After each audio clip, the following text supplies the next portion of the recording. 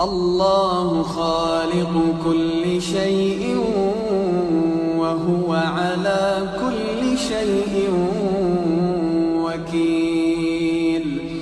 له مقاليد السماوات والأرض، والذين كفروا بآيات الله أولئك هم الخاسرون.